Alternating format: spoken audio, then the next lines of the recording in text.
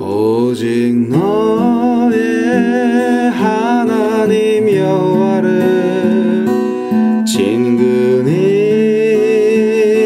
하기를 오늘날까지 행한 것 같이 하라. 오직 너의 하나님 여호와를 친근히 하기를 오늘날까지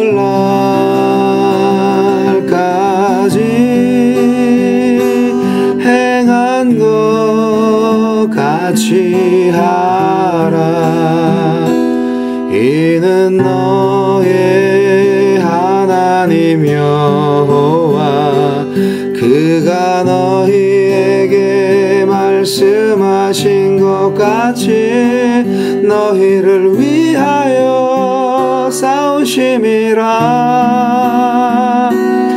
그러므로 스스로 조심하여 너의 하나님 여호와를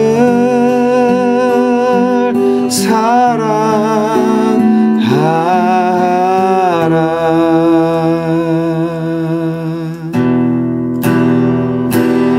이는 너의 하나님 여호와 그가 너희에게 말씀하신 것 같이 너희를 위하여 싸우심이라. 그러므로 스스로 조심하여 너의 하나님 여호와를 사랑하라.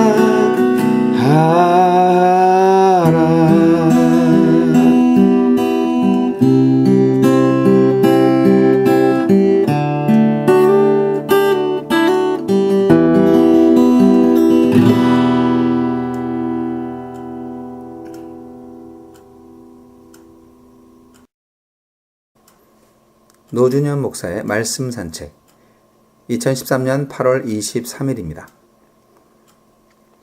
역대하 31장 1절로 21절까지 말씀을 봉독해 드리겠습니다. 거기에 있던 모든 이스라엘 사람들은 이 모든 일을 마치고 나서 각각 유다의 여러 성읍으로 돌아다니며 기둥석상을 산산히 부수고 아세라 목상을 찍어버리고 유다와 베냐민과 에브라임과 므낫세 온 땅에서 산당과 제단을 하나도 남기지 않고 없앤 다음에 각자의 고향, 자기들의 유산이 있는 곳으로 돌아갔다. 히스기야는 레위 사람들과 제사장들을 갈래로 따라 다시 조직하여 각자에게 특수한 임무를 맡겼다. 제사장들과 레위 사람들은 각자 맡은 임무에 따라 번제를 드리는 일, 화목제를 드리는 일, 성전 예배에 참석하는 일, 주님의 성전 여러 곳에서 찬양과 감사의 노래를 부르는 일을 하였다. 왕도 자기의 가축대 가운데서 아침 저녁으로 드리는 번제에 쓸 짐승을 바치게 하고 또 안식일과 초하루와 기타 절기의 번제에 쓸 짐승을 바치게 하였으니 모두 율법에 규정된 대로 하였다. 그는 제사장들과 레위 사람들이 주님의 율법을 지키는 일에만 전념할 수 있게 하려고 예루살렘에 사는 백성에게 명령을 내려서 제사장들과 레위 사람들의 몫을 가져오게 하였다. 왕이 명령을 내리니 유다에 와서 사는 이스라엘 자손이 곡식과 포도주와 기름과 꿀과 각종 농산물의 첫 수확을 넉넉히 가져왔고 모든 것의 11조를 많이 가져왔다. 유다의 여러 성읍에 사는 이스라엘 자손과 유다 자손도 소와 양의 11조를 가져왔고 주 하나님께 거룩하게 구별하여 드릴 물건의 11조를 가져왔다. 이렇게 가져온 것을 차곡차곡 더미가 되도록 쌓았다. 셋째 달에 쌓기 시작하여 일을 끝낸 것이 7째 달이었다. 히스기야와 대신들이 와서 이 더미를 보고서 주님을 찬양하고 백성을 칭찬하였다. 히스기야 왕이 제사장들과 레위 사람들에게 예물 더미에 대하여 묻자 사도구의 자손인 아사랴 대제사장이 왕에게 대답하였다. 백성이 주님의 성전에 예물을 드리기 시작하면서부터 우리는 먹을 것을 넉넉하게 공급받았을 뿐 아니라 남은 것이 이렇게 많습니다. 남은 것이 이렇게 많이 쌓인 것은 주님께서 그의 백성에게 복을 베푸신 까닭인 줄로 압니다. 히스기야가 주님의 성전 안에 방을 마련하도록 명령을 내리니 곧 방을 마련하고 모든 예물과 11조와 거룩한 물건들을 각 방으로 날라다가 정확하게 보관하였다. 이 일을 책임진 사람은 레위 사람 고나냐이고 부책임자는 그의 아우 시므이이다. 이 두 사람의 지시를 받으며 함께 일할 사람으로는 여히엘과 아샤시아와 나핫과 아사헬과 여리못과 요사밧과 엘리엘과 이스마가와 마핫과 브나야가 임명되었다. 히스기야 왕과 하느님의 성전을 관리하는 아사랴가 레위 사람 10명에게 이런 일을 맡겼다. 또 성전 동쪽 문을 지키는 레위 사람 임나의 아들 고레는 백성이 하느님께 즐거이 드리는 예물을 받아서 주님께 드리는 일과 가장 거룩한 것을 제사장들에게 나누어 주는 일을 맡았다. 고레의 지시를 받아 함께 일할 사람들로는 에덴과 미냐민과 예수아와 스마야와 아마랴와 스가냐가 임명되었다. 그들은 제사장들이 사는 성읍으로 다니면서 동료 레위 사람들에게 임무를 따라 공정하게 먹을 몫을 나누어 주었다. 3살 이상으로 족보에 기록된 모든 남자들 외에도 날마다 주님의 성전의 순서에 따라 들어가서 책임을 수행하는 남자들에게도 몫을 나누어 주었다. 가문별로 족보에 기록된 제사장들과 그들의 갈래에 따라 임무를 맡은 20살이 넘은 레위 사람들에게도 몫을 나누어 주었다. 또 족보에 기록된 온 회중의 자녀와 아내가 딸린 식구들에게도 먹을 몫을 나누어 주었다. 그들 또한 언제라도 필요하면 그들의 신성한 임무를 수행할 준비를 하고 있어야 하기 때문이다. 아론의 자손에게 할당된 성읍과 거기에 딸린 목장에 살고 있는 제사장들도 있었는데 이들 제사장 가문의 모든 남자들과 레위 사람으로 등록된 남자들에게도 먹을 몫을 나누어 주었다. 히스기야는 유다 전역에서 이렇게 하였다. 그는 주 하나님 앞에서 선하고 정직하고 진실하게 일을 처리하였다. 그는 하나님의 성전을 관리하는 일이나 율법을 지키는 일이나 하나님을 섬기는 일이나 하는 일마다 최선을 다하였으므로 하는 일마다 잘 되었다. 할렐루야. 오늘도 참 좋은 날을 주신 하나님을 찬양합니다. 히스기야의 종교 개혁의 이야기를 보면 볼수록 저는 정말 가슴이 벅차오름을 느끼지 아니할 수 없습니다. 히스기야는 정말 위대한 왕이었습니다. 히스기야는 정말 위대한 왕이었습니다. 하나님의 성전을 정화하고 온 백성들로 하여금 유월절을 지키게 함으로써 유다의 경건성 회복에 힘썼던 히스기야는 보다 구체적인 개혁 작업에 들어갔는데요. 그것은 바로 성전 일을 맡은 제사장, 레위인들의 직책을 다시 세워주었던 것입니다. 다시 환원시켰다는 것이고요.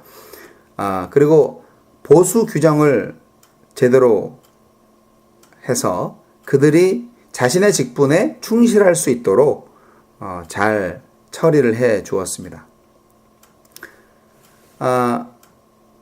분열 왕국 시대에 예배가 없어지고 성전 제사가 없어지게 됐을 때 제사장과 레위인들이 어떻게 됐을 거라고 생각하십니까? 당연히 제사가 없고 예배가 없으면 백성들이 헌금을 안 할 거 아니에요. 예물을 바치지 않을 겁니다. 제사의 제물을 바치지 않을 겁니다. 어차피 레위 족속들은 토지를 분배받지 못한 지파이기 때문에 성전에서 나오는 것, 그리고 백성들이 바치는 11조 헌금, 그런 걸로 성전세로 먹고 사는 운명에 처해 있는 사람들이었습니다.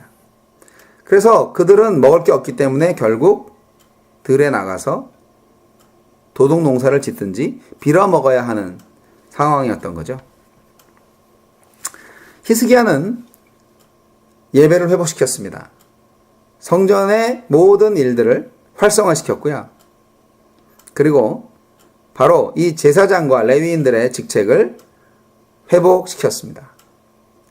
그리고 그들에게 충분히 생활할 수 있는 여러 가지 여건들을 마련해 주었습니다. 그래야만 그들이 그 일에 전념할 수 있다고 믿었기 때문입니다. 그것은 정말 맞는 말이었습니다.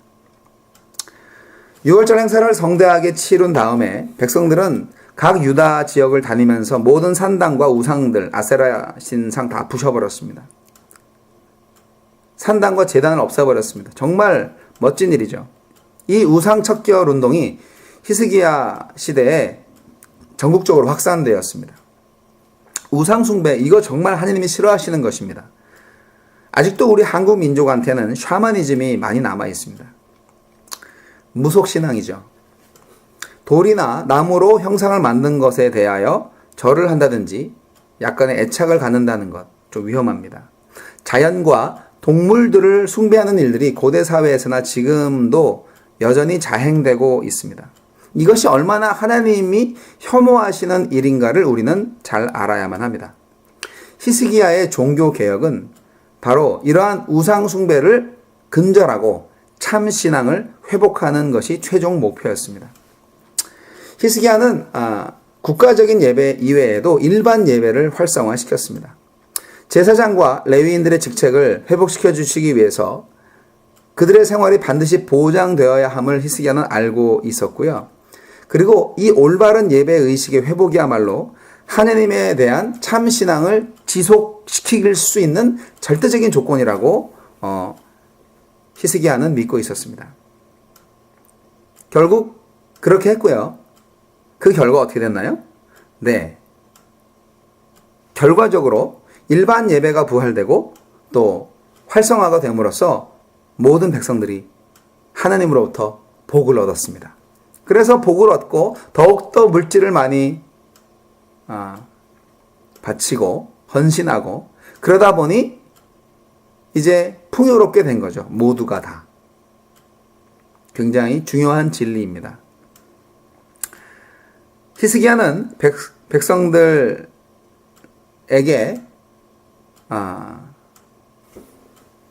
뭐랄까요? 진정한 예배를 할 수 있도록 길잡이 역할을 한 진정한 예배 인도자였습니다. 정말 멋진 분이에요. 네. 히스기야는 그걸 위해서 먼저 제사장과 레위인들한테요. job description을 정말 잘 했습니다. 아주 전문적인 일들을 각각 잘 맡겨서 그 일을 잘 하도록 한 거죠. 아주 지혜로운 분이었던 것 같아요. 그들에게 충분한 생활비를 공급했습니다. 그래서 그들은 성전의 일과 예배와 관련된 일만 전문적으로 할 수 있었죠. 저도 히스기야 왕 시대에 살고 싶어요. 분열왕국 시대 때요.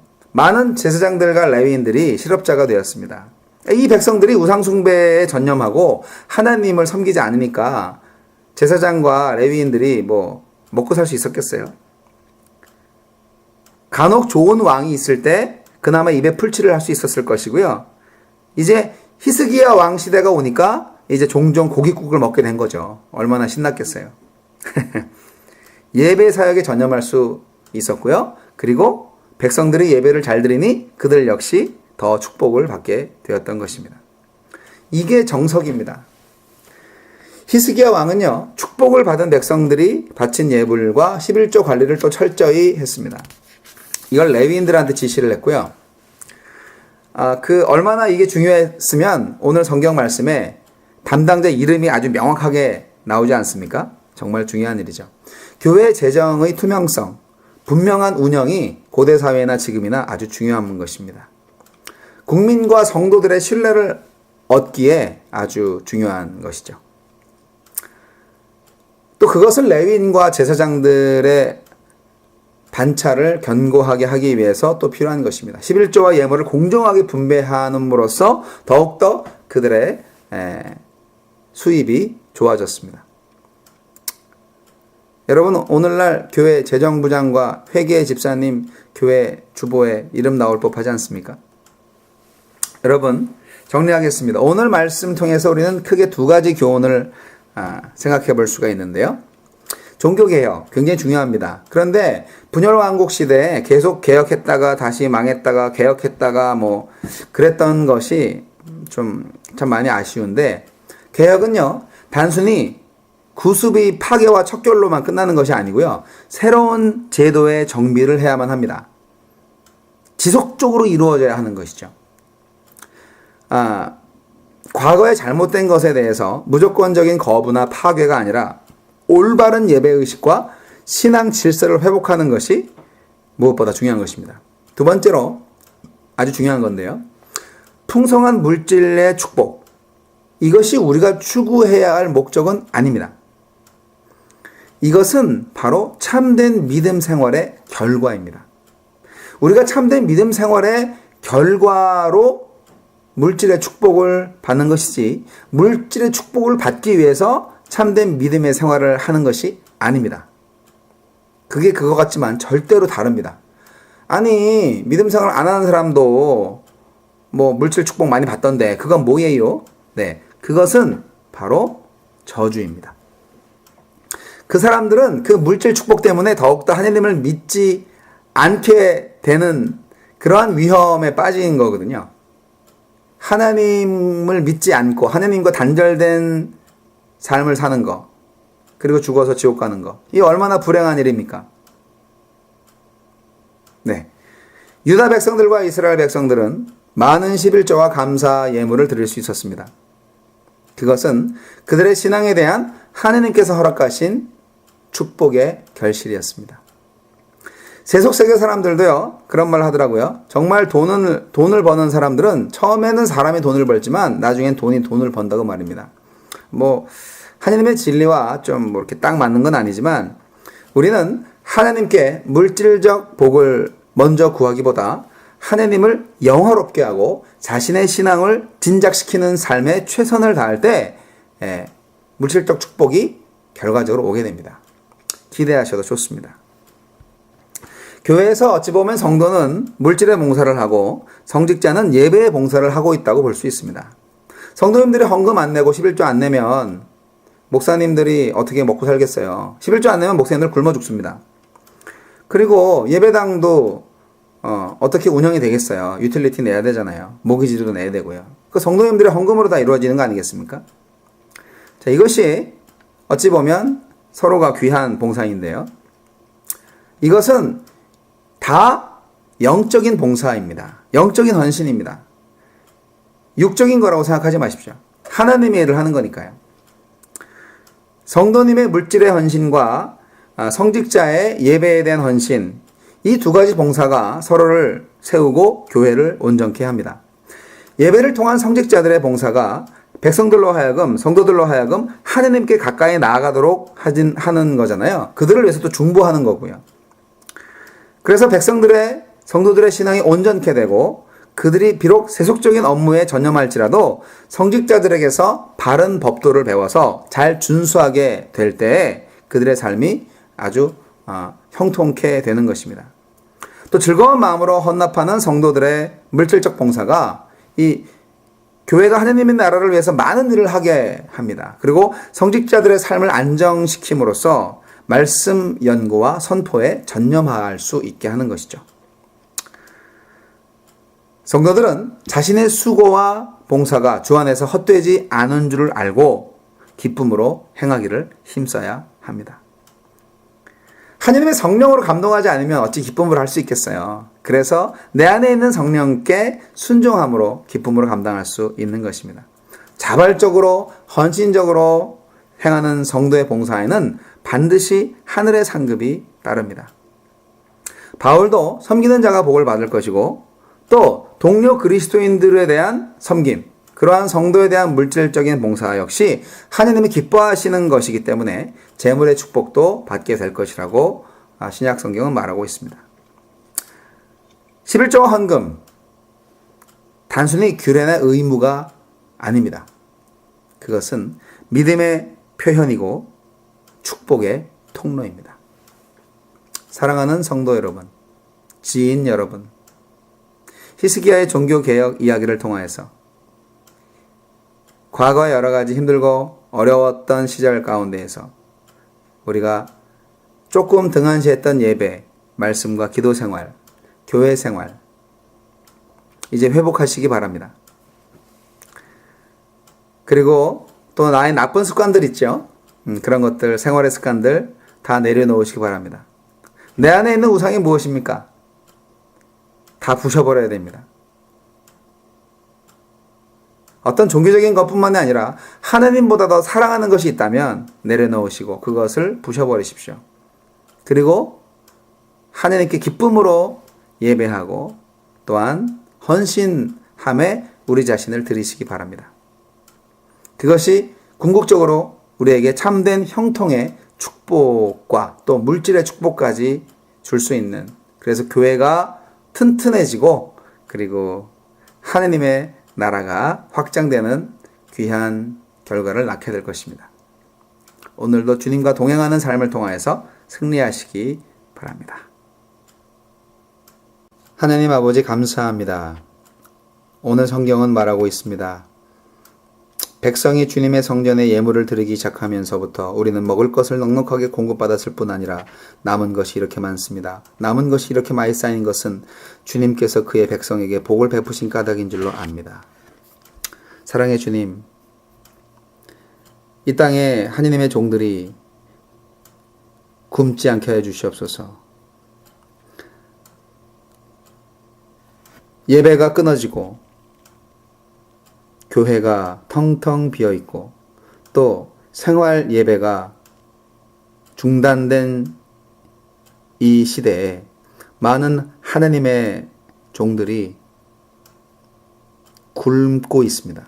헐벗고 있습니다. 하나님의 종들이 물질 부족 때문에 거짓골로 살기를 원하십니까? 도둑놈이 되기를 원하십니까? 오 주여, 불쌍히 여겨 주시옵소서. 긍휼히 여겨 주시옵소서. 이 땅에 참된 예배를 회복해 하여 주시옵소서. 교회를 세워 주시옵소서. 11조와 감사 예물이 넘치게 하여 주시고 모든 각 교회마다 하나님의 형통의 복이 임하게 하여 주시옵소서. 그러기 위해서 우리 모두가 내 마음속에, 내 주위에, 내 가정에 있는 우상을 다 내려놓고 다 파괴하고 내 욕심과 탐심을 다 내려놓고 오직 하나님만을 경외할 수 있는 믿음을 회복하기를 소원합니다. 오 주님, 나는 주님께로부터 왔고 주님께로 갈 것입니다. 주님의 사랑만으로 만족할 수 있는 하나님의 백성 되게 하심을 감사합니다. 오늘 하루 주님과 동행할 때 주님을 예배하며 주의 교회를 위해 헌신하는, 기쁨으로 헌신하는 성령의 이끌림 바 된 삶을 살게 하여 주시옵소서. 예수님 이름으로 기도하옵나이다. 아멘.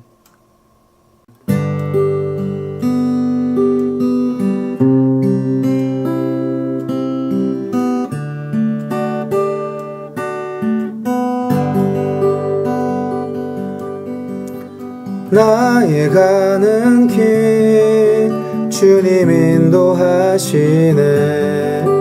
그는 보이지 않아도 날 위해 일하시네. 주 나의 인도자 항상 함께 하시네. 사랑과 힘 베푸시며 인도하시네.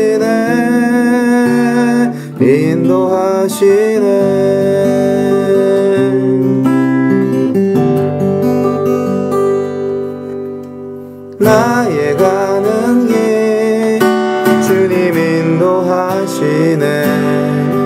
그는 보이지 않아도 날 위해 일하시네. 주 나의 인도자 항상 함께 하시네. 사랑과 힘 베푸시며 인도하시네.